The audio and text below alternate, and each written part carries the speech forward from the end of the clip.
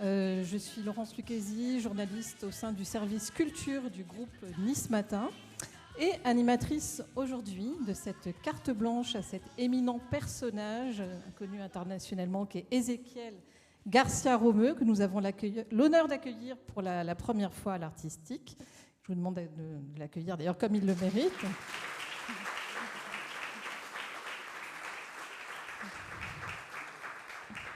Bonsoir. Alors, bonsoir Ezequiel, comment allez-vous? Très très bien, je suis très content de voir qu'il y a beaucoup de jeunesse. Voilà. Non, je ne parlais pas de toi. Alors oui, je crois qu'on est des étudiants d'ailleurs en journalisme parmi nous, là, au premier rang. Et donc, si nous sommes réunis ici aujourd'hui, c'est pour évoquer une petite heure durant, vous allez voir, ça va passer très très vite, votre parcours, Ezequiel, mais aussi pour échanger ensemble autour de celui-ci avec le public, afin que nous vivions un moment aussi captivant et enrichissant que les spectacles qui ont fait votre succès sur les scènes du monde entier, alors du théâtre de Chaillot au FIBA de Buenos Aires, en passant par l'auditorium du musée d'Orsay, le festival IN d'Avignon ou le Berliner Festspiele. Alors en attendant, on va démarrer en rappelant brièvement d'abord que vous êtes metteur en scène, scénographe, marionnettiste, directeur artistique depuis 1985 du Théâtre de la Massue, qui est installé au 109, le pôle de culture contemporaine de Nice, que par ailleurs vous développez, je vais essayer de faire court, à Nice, des ateliers de formation et un projet de résidence dédié au compagnonnage au 109, toujours avec l'Entrepont, qui est géré par 4 associations dont la vôtre depuis 2005 et que vous co-dirigez depuis 2012. On pourrait vous définir, Ezequiel, comme un inventeur d'univers qui explore les formes contemporaines des arts de la marionnette et des nouvelles écritures de la scène. Et vous êtes, accessoirement, entre guillemets, le parrain de la 10e édition du festival de théâtre organisé par la ville de Nice, Scène d'automne, dont je rappelle qu'il se poursuit jusqu'au 19 octobre. Alors, est-ce que vous pourriez, Ezequiel, nous en dire quelques mots avant que nous ne remontions le fil de votre parcours? De tout ce que vous avez cité? Du festival Scène d'automne et de ce que vous inspire le fait d'être le parrain de cette manifestation. Je suis très heureux parce que je découvre des équipes artistiques très talentueuses. J'ai vraiment l'impression qu'avec cette édition, on a fait un pas qualitatif très important. On a franchi une étape dans la qualité de l'interprétation, des comédiens, des propositions artistiques. Et puis oui, comme je le disais au début, je découvre vraiment, alors je suis niçois, de dire que je découvre, on pourrait me reprocher, mais comment il découvre aujourd'hui qu'il y a des comédiens à Nice extraordinaires. C'est que la nouvelle génération qui est là aujourd'hui, qui travaille dans le théâtre, on a des vrais talents de très haut niveau. Ça, c'est vraiment une belle chose et cette édition est très belle pour ça. Voilà. Et puis, à la demande de Patrick Mottard et de Jennifer Moreau, j'ai accepté d'être le parrain parce que ils m'ont proposé de réfléchir un peu à une édition où il y aurait de la marionnette. Et donc, la proposition s'est orientée vers mon métier, vers mes amours qui sont le théâtre d'objets, la marionnette, les arts plastiques. Et puis, ce théâtre un peu en marge qui amène vers l'expérimentation. Et donc, on a proposé quelques sujets. Alors, La Dame Blanche, spectacle de rue. Vous avez une conférence ici, table ronde, vendredi prochain avec Didier Plassard sur le théâtre symboliste de Maurice Maeterlinck, en présence d'une marionnettiste en ce moment très très prisée, qui est Élise Vigneron, qui a monté un texte de Maurice Maeterlinck, La mort de Tintagil. Et voilà, il y a d'autres petites choses. J'ai invité un spectacle aussi, La Cour Singulière, une compagnie qui s'appelle La Cour Singulière, qui vient de Toulouse, qui fait du théâtre d'objets. Donc peut-être que ces notions théâtre de marionnette, théâtre d'objets, ça ne vous parle pas beaucoup. Il y a des petites images, ça va vous contextualiser très rapidement la chose. Et voilà, enfin voilà, je suis très heureux d'être parrain et je suis content et je voulais remercier Patrick et Jennifer d'avoir pensé à moi. Alors on va y revenir hein, sur les différences qui existent entre ce théâtre que l'on dit d'objet et le théâtre tout court. Mais en attendant, j'étais curieuse de savoir si parmi vous, il y en avait certains qui avaient assisté à l'ouverture de ce festival avec cette gigantesque dame blanche de 4 mètres de haut. Ou est-ce que certains d'entre vous ont déjà vu des spectacles d'Ézéchiel? Il y a une dame là-bas. Oui.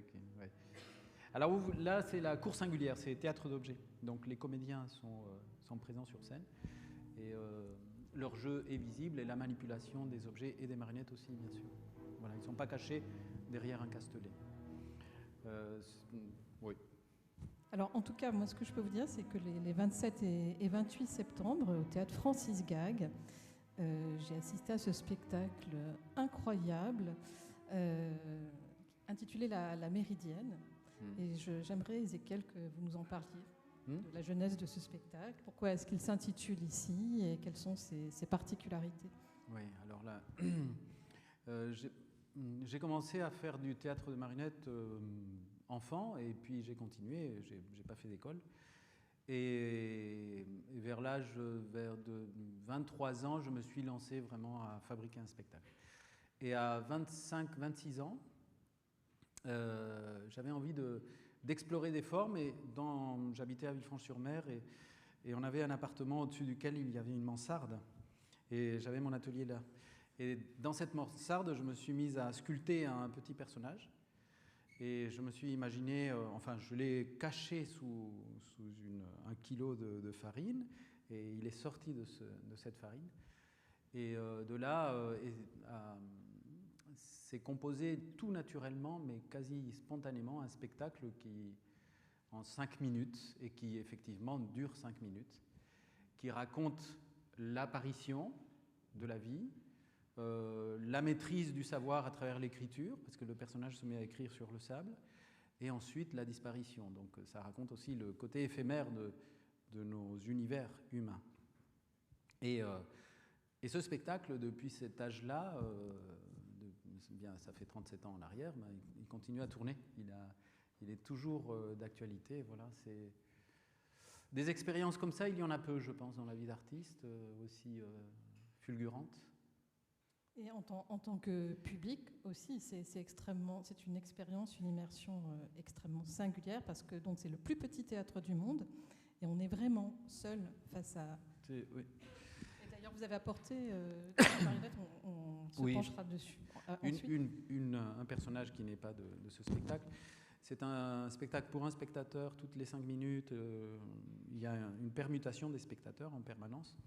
Mais au départ et pendant le spectacle, ils sont autour d'une table à goûter une collation. Et puis, l'idée, alors une des choses qui m'a beaucoup intéressé dans le théâtre, c'est l'obscurité, c'est le noir, c'est la notion de noir. C'est ce qui n'est pas visible, c'est la coulisse.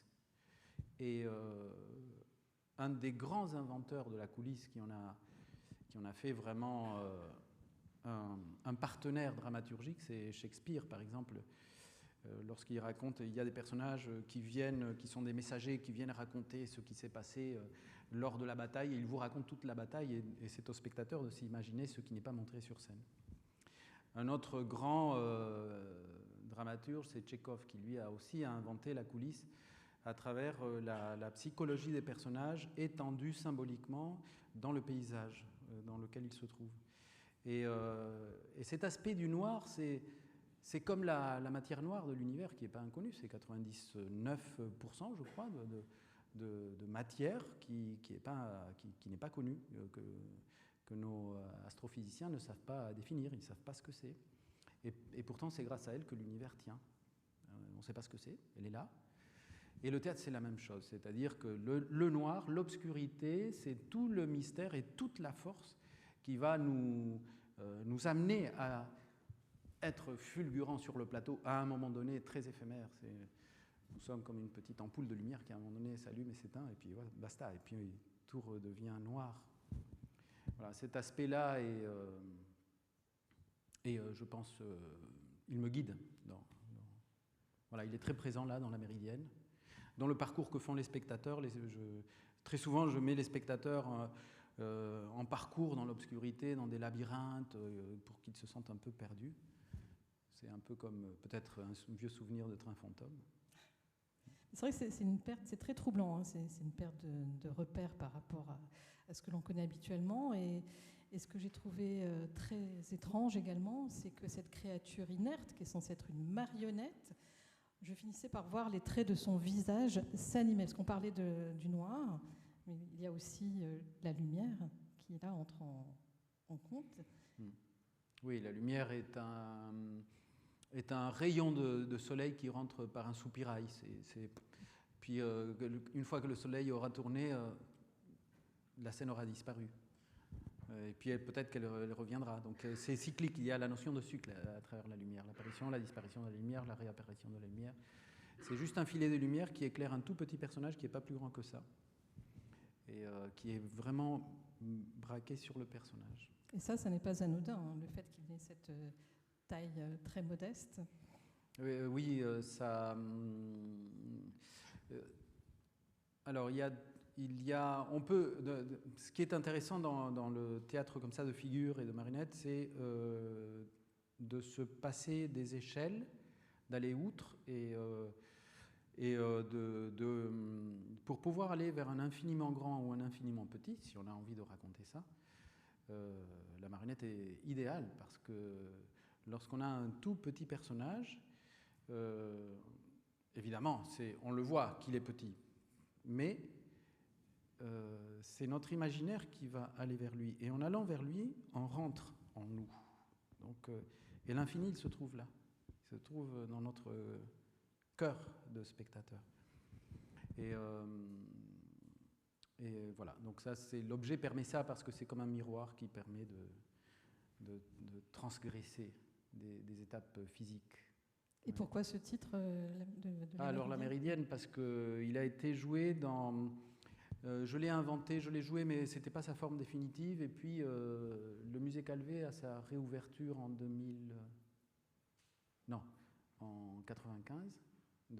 1995. M'a proposé de le jouer pendant le festival Off et de le relier à l'ouverture du musée Calvé, qui est un grand musée des Beaux-Arts à Avignon. Magnifique musée. Et une des salles du musée, dans une petite bibliothèque, il y avait une méridienne et elle portait le nom de la Méridienne, cette salle-là. On l'a installée là et j'ai rebaptisé le spectacle pour cette raison-là. Voilà. Alors, si vous le voulez bien, moi, Ezekiel, j'aimerais qu'on fasse un travelling arrière. Je voudrais qu'on en revienne vraiment aux fondamentaux, au tout début. En 1961, donc c'est la date à laquelle vous avez fait votre grande entrée sur la scène de la vie, à Buenos Aires, avec un père scientifique et une maman au foyer. Donc vous n'étiez pas proprement parlé un enfant du sérail. Au contraire même, vous étiez un enfant fragile, timide et réservé, pour lequel le tout premier spectacle était celui de sa grand-mère et de sa grand-tante. Est-ce que vous pouvez nous raconter cela ? Waouh.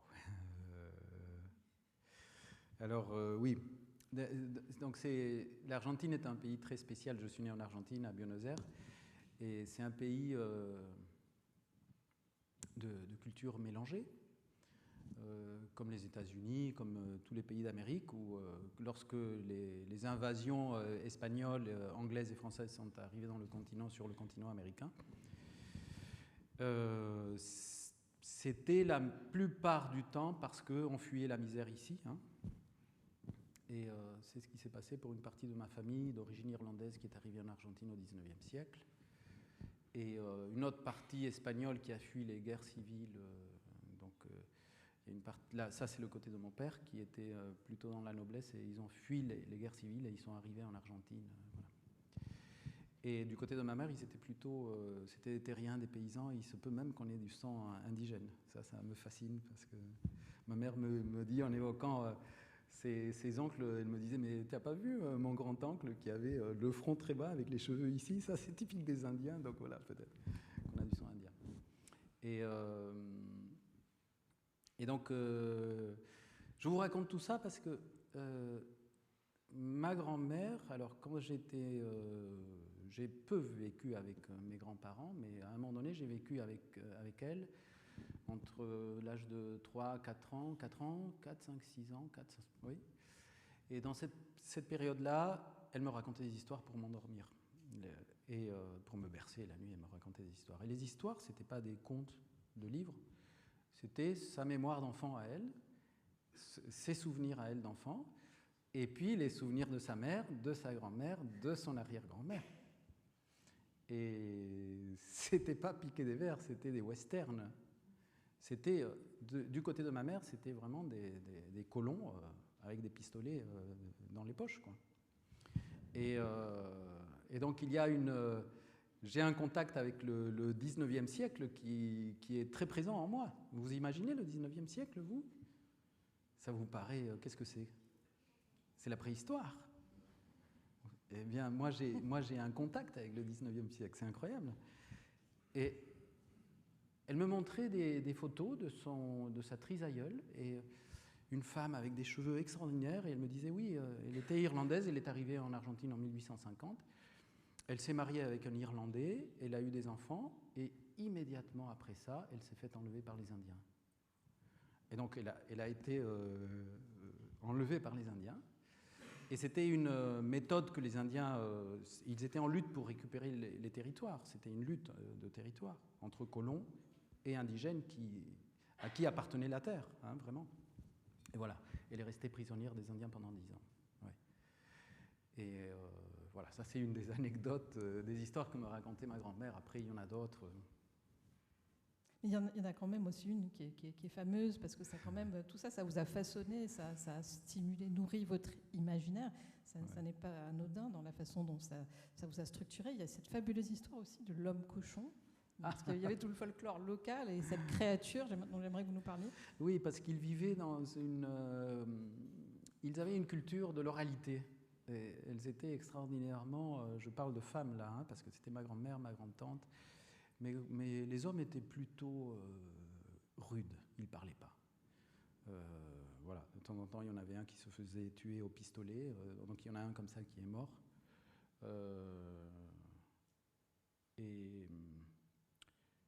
Oui, c'était quoi la question?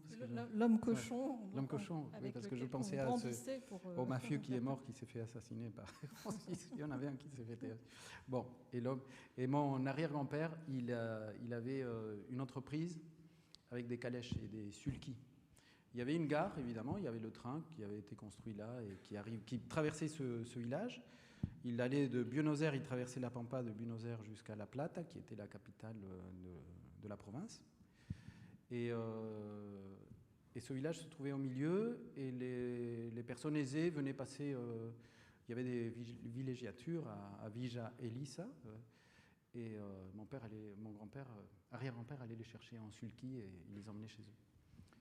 Mais voilà, c'était aussi un marchand. Donc, et une nuit, et ça, ils avaient tous très peur de ce monstre. Il y avait un monstre ils appelaient l'homme Chancho, l'hombre Chancho. Et alors, je ne sais pas si c'est vrai, et c'est des histoires que me racontait ma grand-mère, mais très sérieusement. Et l'hombre Chancho attaquait ces personnes, les sulkys, pour les voler. Voilà, c'était une terreur. Il sortait dans la nuit, et donc il a attaqué mon arrière-grand-père qui a pris le fouet et qui l'a fait fuir. Donc pour moi, c'était Zorro, c'était un héros qui avait... voilà.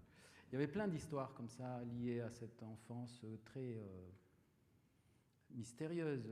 C'est mystérieux.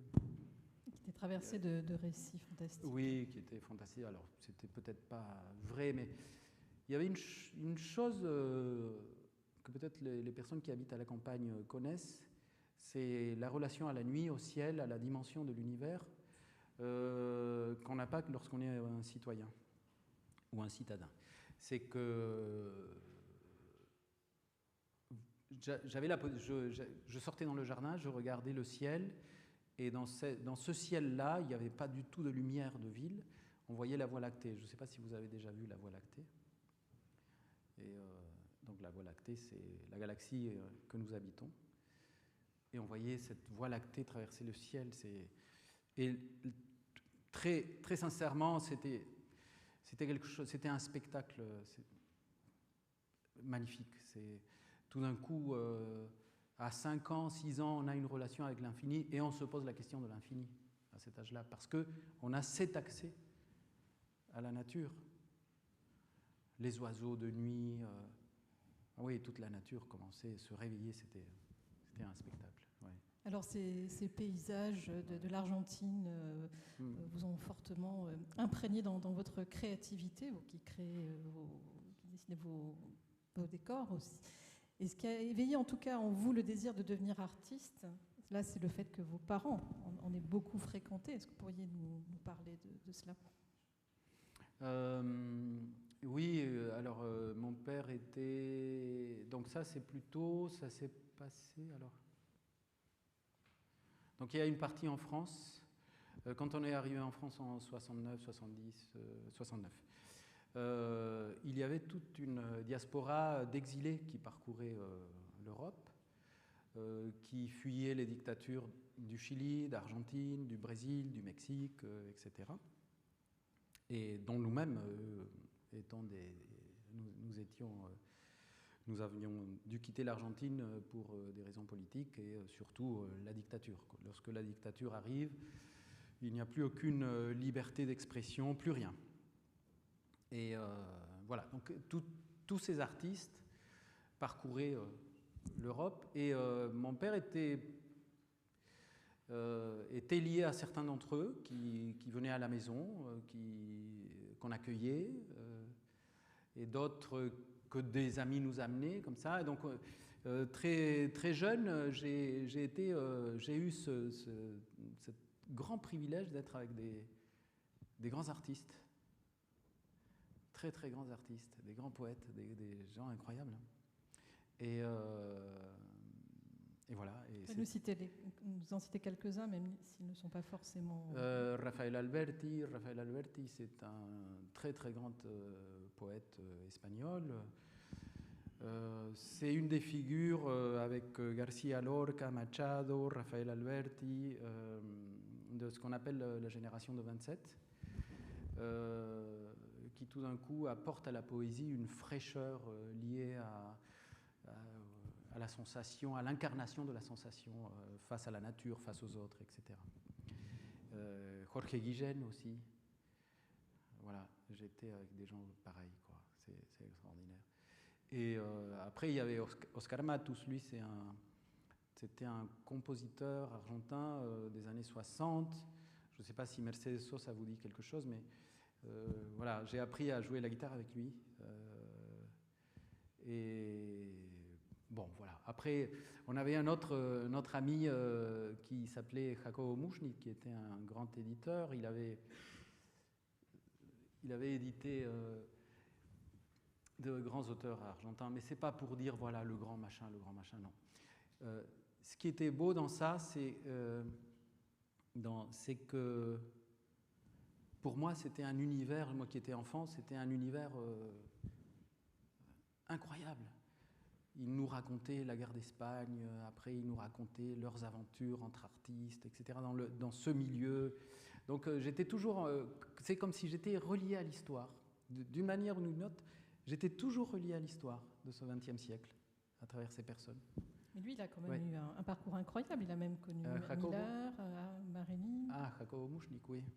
Alors lui, c'était un monsieur, un jour, il tape à la porte de la maison, à Villefranche, et il ne connaissait pas mes parents, mais c'était un ami d'amis qui nous l'avait envoyé. Donc moi, j'ouvre la porte et il y a Jacobo, qui avait déjà 70 ans. C'était un petit bonhomme comme ça. Il me dit, où sont tes parents? Est-ce qu'ils sont là? Et il avait un caractère comme ça. Et donc je suis allé réveiller mes parents de la sieste, parce qu'on fait la sieste en Argentine, pour qu'ils viennent l'accueillir. Et c'est grâce à lui que lui m'a beaucoup encouragé à faire de la marionnette, à faire du théâtre, à écrire, à faire de la musique. C'était un aventurier de la jet set, mais pas uniquement. C'était quelqu'un de très cultivé. Voilà. Et d'ailleurs, vous avez même conservé un objet jusqu'à aujourd'hui qui la petite chaise qui est dans la Méridienne. Et sur laquelle qu'il m'a offerte, qui était chez lui, et voilà, et que je garde précieusement. C'est dire si cet homme a une influence déterminante sur... Oui. Oui, il me disait, alors évidemment, il racontait des histoires, lui, parce qu'il avait fréquenté des grands artistes, dont Marilyn, Henry Miller, c'était un ami de Marilyn Monroe, vous imaginez un peu. Et donc, il me disait, Ézéchiel, toi, tu vas être un grand artiste. Donc, voilà. Ça a été aussi une chose qui moi, m'impressionnait beaucoup. Après, mes parents, j'ai eu cette chance aussi, riaient beaucoup de ça. Et il calmait mes ardeurs, il calmait les ardeurs de Jacobo. Voilà, on était aussi entre gens assez qui aimaient la vie, et il n'y avait pas de... D'autant qu'à l'instar, par exemple, d'un certain Daniel Pénac ou d'autres grands hommes qui ont fait le parcours que l'on sait par la suite, bon, vous n'étiez pas forcément le meilleur élève qui soit à l'école. Non, j'étais un cancre. Hein. Ouais. On en parle? Non. Et au départ, vous avez commencé par la musique, par oui, parce que guitariste. Guitare classique, et puis j'étais contre l'école. Et donc, je passais des heures et des heures à écouter David Bowie, que vous avez entendu en entrant. Et pas David Bowie, Hendrix et tout ça. Et je voulais pas continuer l'école. Donc, mes parents m'ont dit, il faut bien que tu fasses quelque chose. J'ai appris la guitare classique, pour jouer de la guitare électrique. Et puis après, comme la marionnette était toujours là, à 22 ans, quand j'ai fait mon premier spectacle, j'ai laissé tomber le conservatoire. Non, pas très sérieux tout ça. Non.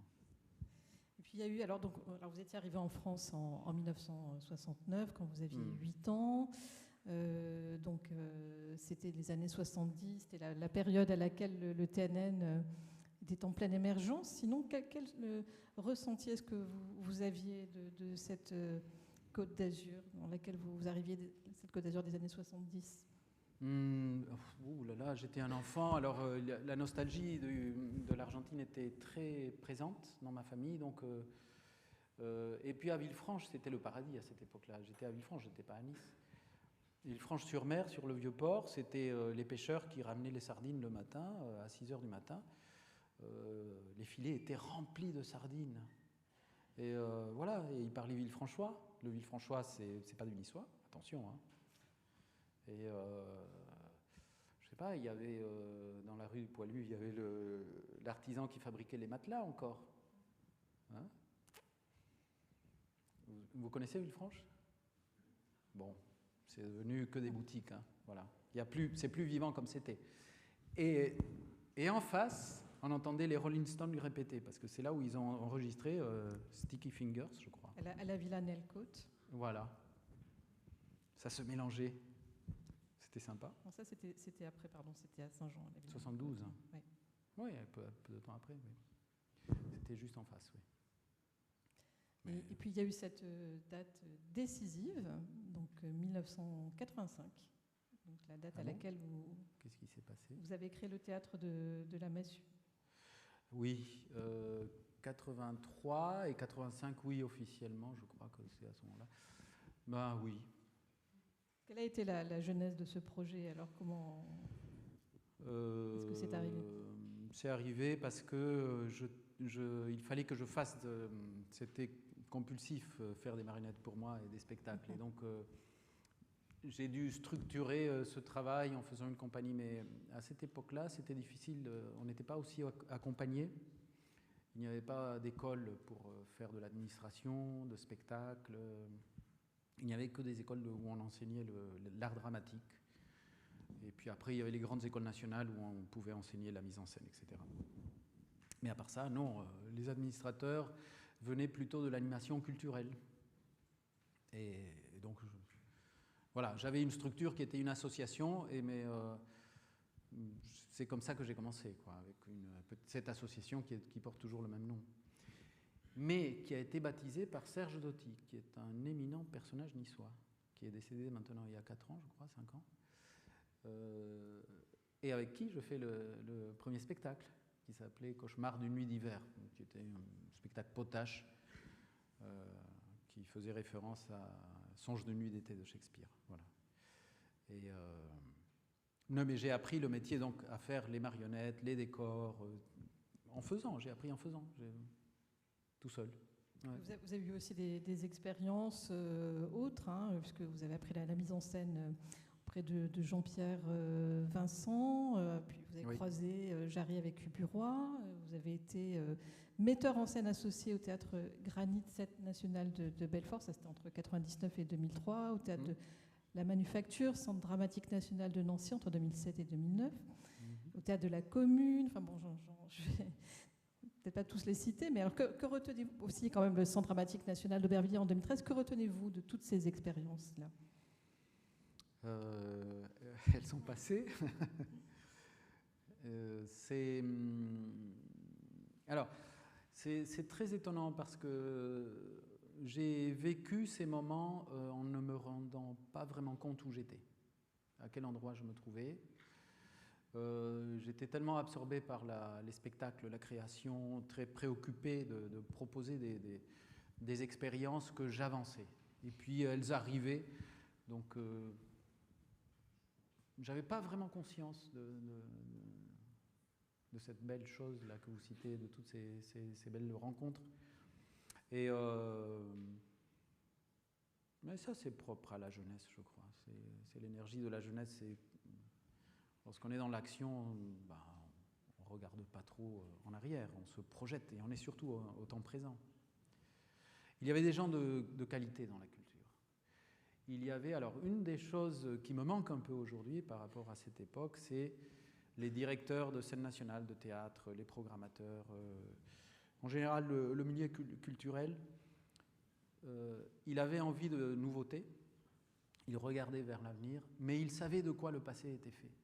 Aujourd'hui, très peu de directions savent de quoi le passé théâtral, culturel est fait. Et ça, c'est un problème. Parce que ça... Je suis un vieux spectateur aussi. Je vois des artistes et des compagnies et des programmateurs très enthousiastes réinventer totalement le théâtre des années 80, en nous disant que c'est du nouveau théâtre, par exemple. Voilà. On a plein de phénomènes comme ça. Et puis, un autre phénomène qui me manque, une des choses qui me manque, c'est dans les années 60-70, le théâtre est très, très influencé par Brecht, le théâtre brechtien, la politique, les associations d'ouvriers, les syndicats, tout ce public qui était amené dans les centres culturels et dans les maisons de la culture et les théâtres. Et donc, il y avait une exigence didactique, intellectuelle des artistes et aussi de se préoccuper des affaires du monde et de les mettre en parole, de les expliquer. C'était en lien avec la vie du moment. Aujourd'hui, le théâtre est plus difficilement en lien avec le moment. On a beaucoup plus de spectacles de divertissement, par exemple. Donc je dirais que la couleur du théâtre en France a changé. On est beaucoup plus dans des spectacles de danse, de cirque, de marionnettes. Mais le théâtre qui parle, il y en a de moins en moins. C'est de plus en plus difficile à entendre, à vendre, à produire. C'est très très difficile. Si ce n'est pas un thème à la mode qui est choisi, c'est très difficile. C'est pour cela que vous, qui êtes aussi enseignant à l'Université Côte d'Azur, vous êtes à ce point versé dans la transmission. Ça, c'est quelque chose qui est très important pour vous. Oui, oui. Alors, quand j'ai été artiste associé, enseignant associé à l'Université de Nice, à ce moment-là, j'enseignais Beckett et Brecht. Et c'est vrai que c'est important de les ramener vers des choses, vers des textes qui font l'articulation entre l'histoire du théâtre avec ses révolutions esthétiques et l'histoire de la société dans laquelle ils ont poussé, ils se sont créés.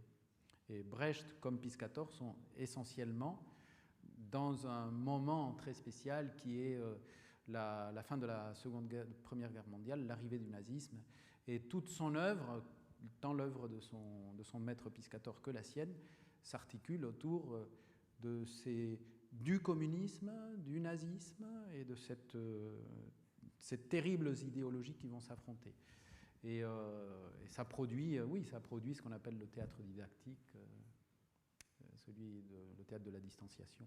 Oui, vous qui venez d'Argentine, tout ce qui est régime dictatorial, ça vous parle, et vous avez cette préoccupation aussi d'être un thermomètre de la démocratie par le prisme de la culture. J'aurais pas cette prétention-là parce que c'est très difficile de dire je suis le thermomètre parce que je suis un artiste.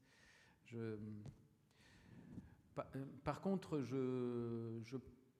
il y a une chose qui est intéressante, c'est l'esprit critique que l'on peut développer grâce à la culture. C'est-à-dire que plus on a des références, plus on se cultive, plus on voit de choses, plus on a la capacité de réfléchir par soi-même et d'avoir un esprit critique. Et un artiste sans esprit critique, qu'est-ce que c'est? Voilà. Moi, je ne voudrais pas être celui-là. Vitesse disait « il suffit d'avoir le courage de penser pour avoir l'esprit critique ». Antoine Vitesse, qui était un très grand metteur en scène. Donc, à partir de là, de cette chose très très simple, tout le monde peut s'en approprier. Alors évidemment, les classes sociales peuvent être des freins. Hein, si on est analphabète ou qu'on a des difficultés d'accès à la culture, les publics empêchés, vous voyez. Donc c'est pour ça aussi que grâce aussi... Donc je critique un petit peu le système comme ça, mais il faut en France, je crois, être très attentif à la préservation de l'action culturelle, de toutes les actions que l'on mène vers les publics empêchés, par exemple. Ce sont celles qui vont permettre aux classes sociales qui n'ont pas accès, qui n'ont pas le privilège d'accéder à la culture, de faciliter cet accès-là, de leur ouvrir des portes sur le monde. Mais à ce propos, moi j'aimerais que vous nous parliez, je n'ai pas forcément prévu de le faire à ce moment-là, mais je voulais que vous nous parliez de vos ateliers, du compagnonnage, de tout ce que vous mettez en place et qui est destination d'un public très diversifié, très, très large. Compagnonnage, alors le compagnonnage, c'est accompagner, accueillir dans mon atelier, je ne sais pas si vous l'avez vu en vidéo, des artistes, des jeunes artistes émergents ou émergentes, et leur apporter le savoir, l'expérience, l'outillage, les espaces. Alors il y a l'apport matériel et l'aspect transmission, enseignement. Ce sont des pratiques qui sont balisées par le ministère de la Culture, par les théâtres. Voilà, c'est important, et je trouve que lorsque on a une belle carrière derrière, on peut se permettre d'aider les jeunes à sortir, oui, à avancer. Et alors la marionnette, qu'est-ce qu'elle apporte par rapport à, par exemple, qui avait été polyvalent, qu'apportent en plus les marionnettes par rapport aux comédiens de chair et de sang? C'est Kleist, qui était un auteur, un dramaturge romantique allemand. Il a écrit un petit livre qui s'appelle « Sur le théâtre des marionnettes ». C'est un livre théorique, mais qui raconte une histoire. Il ne fait pas de philosophie. Et il y a un chorégraphe qui va regarder un spectacle de marionnettes dans la rue, avec des marionnettes qui dansent, des marionnettes à fil qui dansent. Et Kleist lui demande « Mais pourquoi je vous vois tous les jours fréquenter ce Castelet ? Pourquoi ? C'est un simple spectacle de marionnettes ?» Et le chorégraphe lui dit « Je suis fasciné parce que tout ce que les marionnettes peuvent faire, mes danseurs ne peuvent pas le faire. Mais pour quelle raison ? Mais parce qu'un danseur, c'est pas qu'il soit faible, qu'il n'ait pas les fils, qu'il puisse voler comme une marionnette. C'est que les principaux obstacles, ce n'est pas tellement la gravité, mais c'est l'affectation, c'est l'ego. C'est ça qui fait obstacle à la représentation de la beauté de la poésie. C'est la barrière.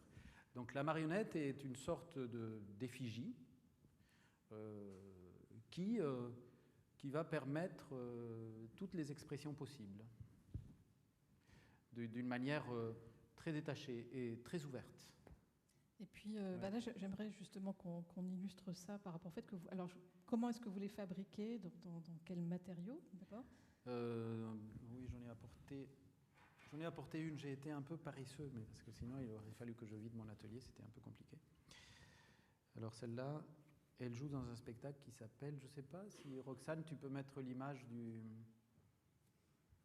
Petit Théâtre 1. Alors c'est...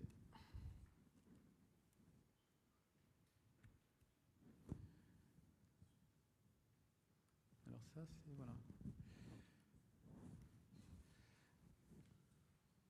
Je ne sais pas si vous la voyez bien à la distance, là.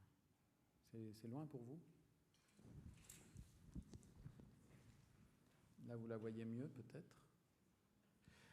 Alors, normalement, le public est très proche. Je vais la faire circuler, je vais vous la passer. Elles sont faites en argile, bois, tissu, il y a du fer. Pour celle-là, d'autres sont faites dans d'autres matériaux. Je vais la...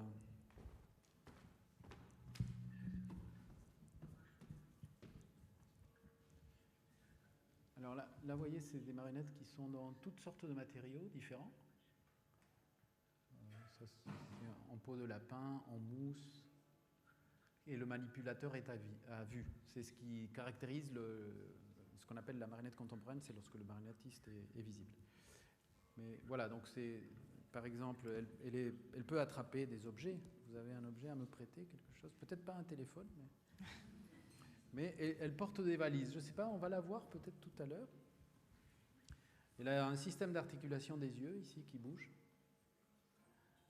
Et voilà, c'est des personnages absolument... Le public est très très proche. Vous pouvez la faire circuler, puis vous me la rendez. Elle est très fragile, hein. Faites attention. Voilà, elle est là, regardez.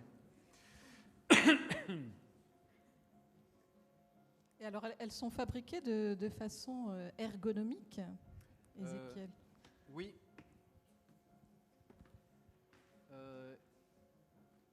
Je sais, on entend?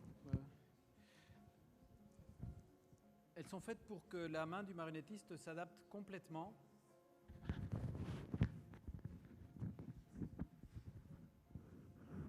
Techniquement, elles sont faites pour que l'anatomie de la main corresponde à l'anatomie du personnage. Donc ici, on a les épaules avec la tête. Ici, on a les hanches et le mouvement des hanches. Donc à cette échelle-là, on a un corps en miniature avec notre bras. Vous pouvez mettre la main dedans pour voir. Hein. Alors là, ce que l'on voit, donc, c'est l'opus 1. Alors, j'aimerais que vous nous parliez de ce petit théâtre du bout du monde, Work in Progress, qui entre 2015 et 2023 établit de nouvelles règles de jeu entre l'installation plastique et l'univers de la marionnette contemporaine, en coproduction avec le TNL, le TPJ Centre National de Strasbourg et la Chartreuse de Villeneuve. Oui, c'est un spectacle. Le marionnettiste est enfermé dans une sorte de cage et le public est debout autour et circule pour voir le spectacle de divers points de vue. Il n'y a jamais un seul point de vue. Là, vous êtes assise, par exemple, et assis, et vous avez toujours le même point de vue. Mais là, non. Dans les spectacles Petit Théâtre du bout du monde, vous pouvez circuler. C'est comme si, par curiosité, vous êtes amené si vous l'avez, à découvrir des choses secrètes, cachées, qu'on n'a pas vues, que l'on dévoile petit à petit. Et c'est un des principes de circulation de public qui installe une belle énergie et qui, moi, me permet de dire, d'établir une règle, c'est de ne pas vouloir montrer tout en même temps, absolument tout. Je parlais du noir tout à l'heure et de l'obscurité. Et s'il y a des choses que le spectateur n'a pas vues, qu'il a ratées, ben tant pis. Voilà, ça ne me gêne pas de jouer dans le vide. Casser les codes résolument. Alors celui-là, oui, il est spécial dans ce sens-là. Ça casse ce code-là de la place unique. Mais On a ce type aussi de code dans le théâtre de rue, par exemple, quand les foules s'amassent, bougent. Je pourrais dire que c'est un des codes du théâtre de la rue. C'est aussi un des codes de l'installation plastique dans l'art contemporain. Donc c'est un code amené vers le théâtre, que je ramène vers le théâtre. Et la convention narrative, bon, ça c'est quand même quelque chose qui a une extrême Alors oui, importance. Il y a un début, un milieu et une fin. Je travaille avec un dramaturge qui m'aide à établir cette convention plutôt classique, mais elle n'est pas primordiale. On pourrait arriver au milieu du spectacle et puis le prendre en cours de route. J'adorerais ça. Ne pas avoir à justifier d'une histoire et pourquoi il dit ça et pourquoi ceci et pourquoi cela. C'est comme si on avait à regarder un tableau et que, bon, finalement, le tableau, il existe par lui-même à l'intérieur de son cadre, et puis voilà. Mais malgré tout, j'aimerais que vous nous parliez un petit peu de l'opus 1, qui est axé sur où il est question de l'anthropocène. Ah oui, l'anthropocène, donc c'est cette notion apparue dans les années 2010 et peut-être diffusée vers le grand public au moment où je faisais le spectacle. Les années, mais on commençait à peine à en parler. Vous savez ce que c'est l'anthropocène? Oui. Et après, il y a la notion de capitalocène aussi. Vous avez entendu parler de ça? Oui? Non? Vous êtes dans une école de journalisme? Et vous n'avez pas entendu parler de ça? Très bien. Alors, vous allez écrire un article sur ça. Donc, c'est l'influence de l'homme sur la nature, au même titre que, par exemple, les grands mouvements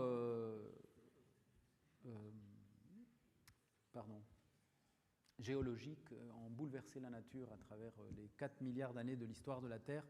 L'homme, en l'espace de quelques millions d'années, eh bien, il est parvenu à créer comme un chamboulement géologique avec disparition d'espèces. Donc si par exemple il y a des espèces animales, c'est des grands cycles de plusieurs millions d'années. Là non, en quelques centaines d'années, toutes les espèces disparaissent. Et ça, c'est grâce à l'homme. Voilà. Donc voilà, donc les scientifiques se sont dit non, c'est un vrai bouleversement naturel lié à la nature, puisque nous sommes la nature, mais c'est l'homme. Cette fois-ci, c'est pas une météorite, c'est pas l'apparition, je sais pas, les montées des eaux, le réchauffement. Non, c'est nous qui le provoquons. Donc ça raconte ça à travers des articles de presse qui sont cités. Du Monde. Oui, le journal Le Monde. Mais tout est en images, c'est un spectacle totalement muet. Vous avez vu les images tout à l'heure. Ouais. Et puis l'opus 2, là, il est encore plus, il est plus politisé. Là, il est question d'extractivisme. L'opus 2, c'est l'extractivisme. C'est ce désir. C'est les technologies de l'exploitation des biens terrestres pour donc le pétrole, les minerais, tout ce qui est dans vos téléphones portables, les métaux précieux, etc. Pour le bien de la communauté, mais en général pour des intérêts très particuliers. C'est-à-dire qu'on va quoi? On va extraire des richesses universelles pour les transformer en capital, mais le capital, il va se concentrer sur des biens particuliers. Voilà, ça raconte ça. Et donc ce sont des machines qui font des trous, il y a des montagnes de charbon, il y a toute l'industrie à l'œuvre. Et ça se passe dans un grand paysage. Vous avez le décor, là on ne voit pas la dimension, mais... Ah si, peut-être vous avez une combinaison. Mais c'est un paysage qui fait 11 mètres par 5 mètres. 11 mètres de large par 5 mètres. Et les artistes manipulateurs manipulent et bougent les objets sur ce paysage. Et alors, quid de l'opus 3? L'opus 3, il est en devenir. Ça va parler de la suite de ce capitalisme industriel, et c'est les ruines industrielles. Donc ça va être une installation aussi, une performance avec des comédiens qui ne vont pas parler, qui vont manipuler des objets, bouger des accessoires et tenter de recréer la sensation de ruine. Voilà. Et Puis j'aimerais qu'on parle aussi, alors parce que là on a des images hein, d'autres spectacles comme le banquet Shakespeare. Ça c'est le 3. Ça c'est le 3. Oui, c'est les études préalables pour faire le spectacle 3. Donc c'est des peintures, des dessins que je fais. Voilà. Donc il y a eu le banquet Shakespeare également. Est-ce Oui. que vous pouvez nous en parler un petit peu? Banquet Shakespeare, alors c'est une adaptation d'un texte théorique de Jan Kott, qui le premier dans les années 60, au regard de la dictature communiste, se dit je vais interpréter Shakespeare sous l'œil sous l'interprétation, sous le filtre de la surveillance policière. Et donc il va expliquer tous les drames shakespeariens à travers ces enjeux politiques de l'ambition d'accéder au pouvoir et de ce que ça déclenche comme système de répression. Et il en fait une analyse dramaturgique. Et les premiers à faire référence à Jan Kott sont Peter Brook, le premier, et à faire des mises en scène sous cette notion-là, politique. Et donc moi, j'ai repris les textes de Jan Kott, pas ceux de Shakespeare, et prendre les citations de Jan Kott, qui cite Shakespeare. Et donc c'est un spectacle un peu sur Jan Kott, on va dire, présentant les divers personnages de Shakespeare, les assassins. Est-ce qu'il y a des images, Roxane, de ça? Oui, ça va. Je vais vous laisser regarder un peu. Et alors j'avais envie qu'on parle aussi, Ézéchiel, de la place de la musique dans votre travail, parce que tout à l'heure, à votre demande, on a écouté ce magnifique morceau de David Bowie, Soul Love, qui figure sur le très iconique Ziggy Stardust, Poussière d'étoiles, en introduction donc de cette carte blanche. Alors pourquoi ce choix et quid de la place de la musique dans vos spectacles? Parce que parfois elle est présente, parfois elle ne l'est pas forcément d'ailleurs. Oui, le son, il est pas spécialement fait pour accompagner quelque chose, une scène ou des acteurs ou un texte, c'est pas pour mettre une ambiance. C'est plutôt, je le considère comme un matériau, vraiment. Au même titre que l'argile que je sculpte, je trouve que le son est un matériau. Et il peut vraiment exprimer des choses par lui-même, être un univers en soi. C'est un univers en soi, le son. Et ce que je fais, c'est que je montre les enceintes, les mécanismes par où voyage le son, comment il sort. J'aime montrer l'objet qui produit du son. J'aime ça. Ouais. Il vous est même arrivé d'utiliser un haut-parleur. Des haut-parleurs qui, oui, par exemple, dans Banquet Shakespeare, Hamlet, le crâne est un mini haut-parleur. Et donc il prend le crâne et c'est le to be or not to be qui parle dans le mini haut-parleur. Voilà. Et puis vous avez eu une expérience cinématographique aussi avec Stéphane Brisé. J'aimerais quand même qu'on en parle un petit peu. Oui, pas en tant que cinéaste, mais en tant que... Stéphane Brisé est un cinéaste français, je ne sais pas si ça vous dit quelque chose. Et donc, il est venu un jour voir le Petit Théâtre du bout du monde 2. Il a vu la scène, il y a une scène avec une marionnette qui traverse l'espace. Elle était représentée là tout à l'heure. C'est une marionnette à fil toute seule dans un énorme espace. Et il a voulu la mettre dans son film parce qu'elle parlait. Son film Un autre monde met en scène un chef d'entreprise qui, sous la pression des politiques de rentabilité, est obligé de fermer une usine, mais qui est rentable. Et voilà. Et c'est un vrai drame pour lui, et c'est un drame social pour ses ouvriers. Et à la fin, il y a cette image de la marionnette qui marche toute seule dans ce désert. Voilà. Et c'est comme ça qu'il a beaucoup aimé, ça lui a parlé, et il l'a intégré dans son film. Il est venu un jour... Non, on est monté à Paris, on a filmé dans un studio avec toute l'équipe. Il y avait Vincent Lindon, Sandrine Kiberlin, et ce jeune comédien qui joue dedans, comment il s'appelle? Quelqu'un m'a donné son prénom tout à l'heure. J'ai oublié, mais qui est extraordinaire. C'est une belle expérience, oui. Il y a une autre facette aussi très importante de votre travail, puisque vous dirigez aussi le projet d'Europe créative. Oui. InUpUp. InUpUp, c'était un projet... alors, je m'interroge toujours sur ma place, sur la place de la marionnette. Bon, c'est un objet artistique, d'accord, il raconte des histoires, bien. Qu'est-ce qu'on peut faire d'autre avec d'autres disciplines, avec d'autres personnes, d'autres univers venant d'autres aspects. Et les projets européens proposent des croisements comme ça, soit avec des entreprises privées, soit avec de l'enseignement, soit avec de la recherche technologique, etc. Et on a monté un projet pour fabriquer un catalogue numérique expérimental qui proposerait à travers le web à des marionnettistes de créer un catalogue avec leur savoir-faire, de cataloguer leur savoir-faire, leurs techniques, etc. et de servir de plateforme d'échange de savoir. Voilà, on a fabriqué un projet comme ça avec des fonds européens. Et par ailleurs, on expérimentait la relation qu'il pouvait y avoir entre un jeu vidéo et la marionnette en direct. Voilà, on l'a expérimenté, mais c'était pas top. C'était vraiment raté, c'était dégueu, c'était assez dégueu, ouais. Bon, en tout cas, à l'heure du développement de l'IA, de l'intelligence artificielle, des cafés du commerce numérique, hein, comme vous les qualifiez, quid du devenir des marionnettes? Elles sont encore promues à un certain avenir. Oui, on est tous marionnettisés un peu. Hein. Un peu tous. Un avenir, j'espère. Alors oui, j'ai constaté une chose qui m'a beaucoup impressionné, c'est quand je jouais, je ne sais plus lequel, oui, le petit théâtre du bout du monde 1, au théâtre de Nice, créé en 2015. Renato est là. Voilà. Renato qui a travaillé aux côtés d'Irina Brook à ce moment-là. Et c'était... je devais jouer pour des scolaires et moi j'avais dit non, les scolaires c'est un spectacle quand même un peu intello, à partir de 12-13 ans, pas plus petit. Puis j'arrive le matin avec les scolaires et donc il y a une relation publique qui vient toute peureuse me dire mais Ézéchiel, quoi, qu'est-ce qu'il y a? Ézéchiel, quoi? Qu'est-ce qu'il y a? Ils ont 8 ans.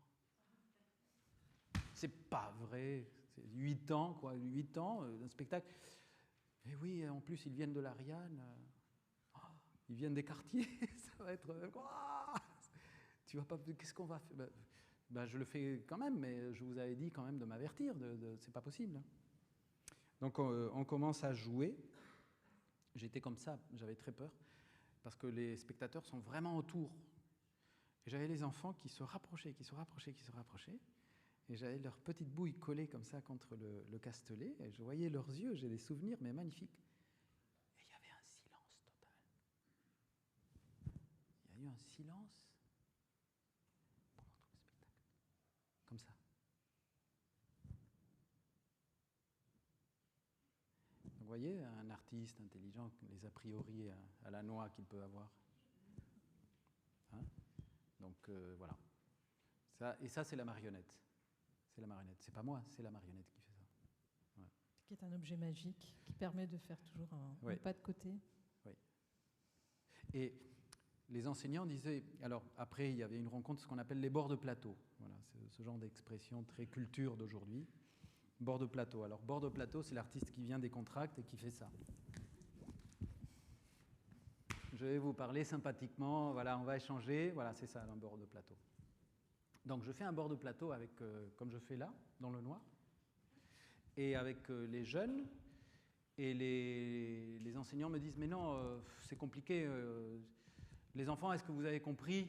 hein, comme en disant « Vous avez rien compris, quoi. » Et comme c'est un spectacle qui n'a pas de parole, ils ont commencé à me l'expliquer. Ils et ils avaient tout compris. Tout compris, ils avaient tous les points que le dramaturge avait développés.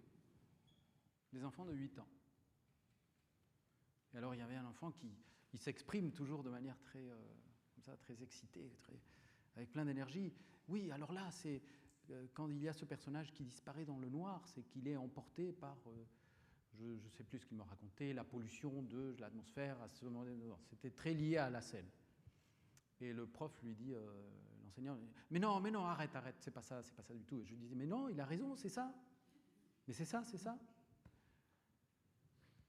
Voilà, donc un spectacle qui, en principe, est un spectacle pour adultes, tout d'un coup se retrouve être un spectacle pour jeune public sans aucun problème. Mais il n'est plus un spectacle pour adultes, avec les adultes qui tentent d'expliquer autre chose. C'est curieux quand même.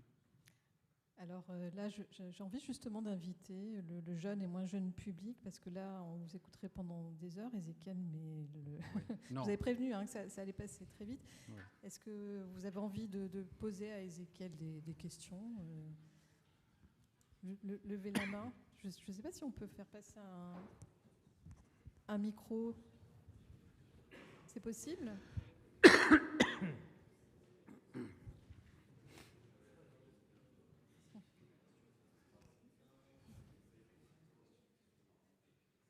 Ne soyez pas timide.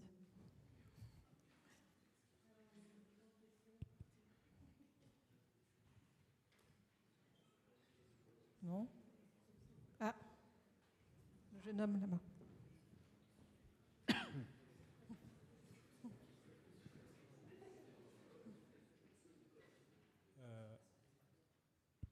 Alors pour commencer, bonsoir. J'aurais aimé vous poser la question de qu'est-ce qui vous a donné envie de faire ça dans votre vie ? Je ne sais pas trop. Il y a une chose qui est très importante, c'est le travail manuel. C'est le contact avec les mains, les matériaux, voir comment les matériaux se transforment, avoir des projets. Moi, je faisais des projets quand j'étais gosse. Par exemple, j'allumais un foyer, le feu, et puis je faisais fondre mes soldats en plastique. Ça, c'était un projet. Et je regardais comment mes soldats en plastique fondaient, se métamorphosaient. Donc je me suis bien cramé plein de fois. Mais c'est l'idée de l'expérience.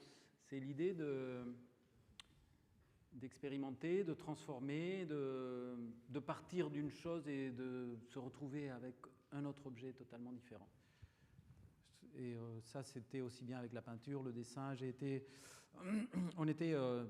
mes parents.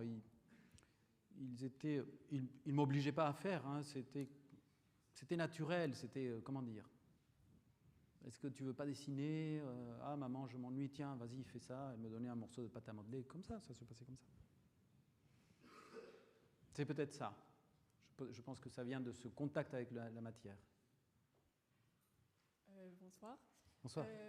Combien ça va prendre de temps pour construire une marionnette à peu près ? Alors celle qui se balade là, je l'ai faite très rapidement, peut-être une semaine.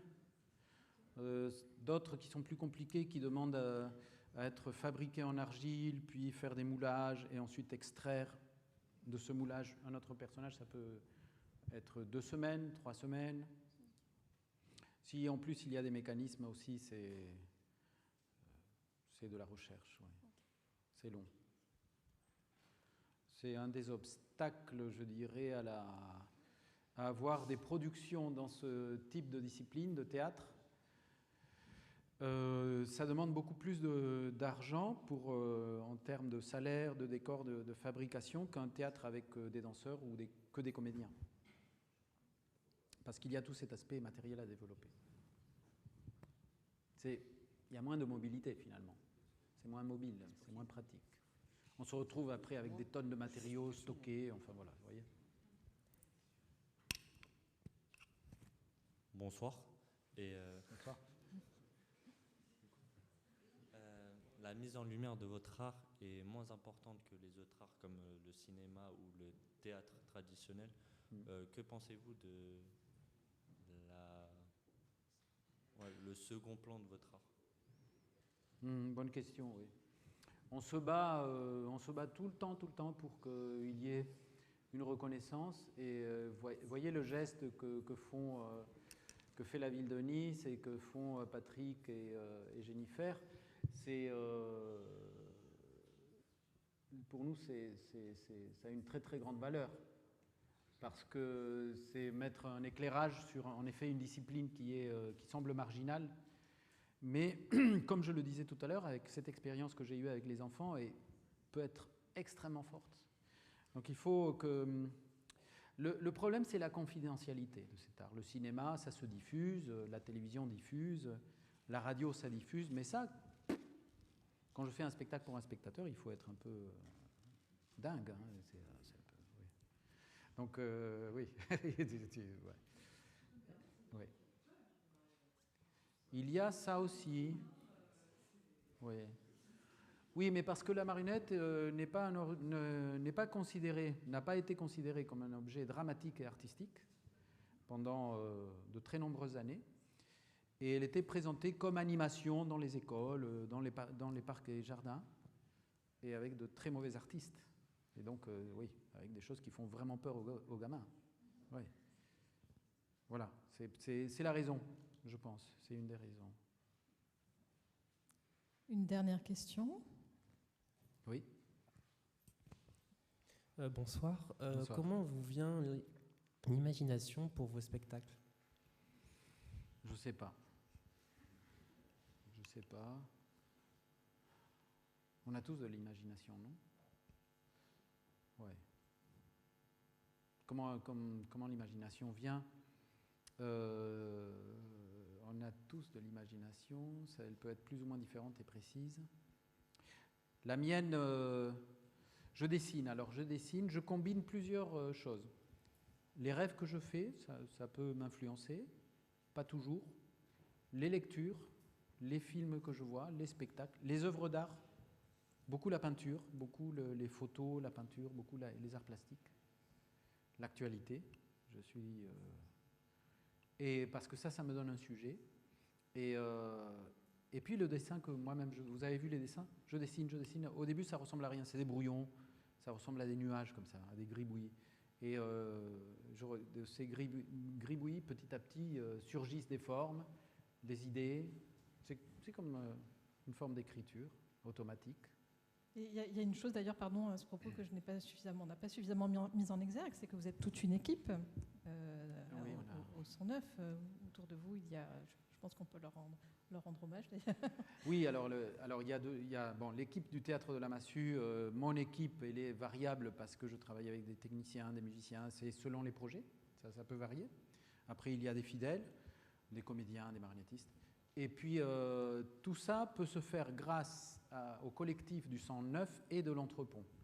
Donc le 109, vous connaissez le 109?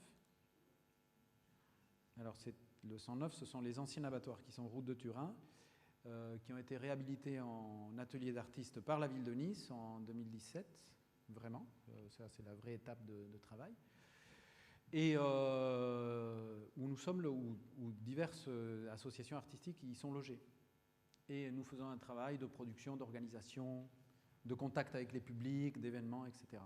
Ça, c'est très porteur aussi de dynamique. Et à ce propos, alors justement, pour ceux qui auraient envie d'aller plus loin, d'approfondir la question, quels sont les prochains rendez-vous là, que vous pouvez annoncer pour des dates ou enfin, les prochains événements ou spectacles? Théâtre de la Massue, alors là, je vais rentrer en création pour le Théâtre de Nice, qui programme le Petit Théâtre du Bout du Monde 3, donc, sur les ruines industrielles. Et je ne vais m'occuper de rien d'autre que ça, à part donner aussi quelques cours à la fac. Et puis, voilà. Alors non, j'accueille des résidentes qui viennent de Marseille, qui sont des marionnettistes marseillaises, qui travaillent sur des marionnettes taille humaine. Et puis j'accueillerai aussi Dasha Ovloshanska, qui est ukrainienne, qui travaille sur des projets marionnettiques aussi, de marionnettes, en janvier. Voilà, enfin bref. Et puis après, il y a toutes les activités. Il y a un festival d'art numérique qui va démarrer au 109. Il y a un festival jeune public qui s'appelle Les Buissonnières, qui est organisé par l'Entrepont ce week-end. Et régulièrement les musiques actuelles avec Panda 06. Et les apéros des astres. Pour l'instant, on en a fait un la semaine dernière, samedi dernier, mais on n'a pas encore programmé le prochain. Et puis on peut vous suivre sur les réseaux, sur votre site www.ezekiel-garcia-ropeux.com. En attendant, il y a aussi, donc je rappelle, le festival Scène d'automne qui se poursuit jusqu'au 19 octobre. Et puis, donc, si vous n'avez pas d'autres questions, je vous propose de terminer sur un autre titre de Ziggy Stardust, Lady Stardust. Lady Stardust. On en revient à la poussière d'étoiles que nous sommes, tous un peu. Merci infiniment. Ézéchiel Garcia-Romeu, pour votre présence active aujourd'hui. Merci. Et merci à toutes et à tous pour votre écoute attentive et pour votre venue à l'Artistique.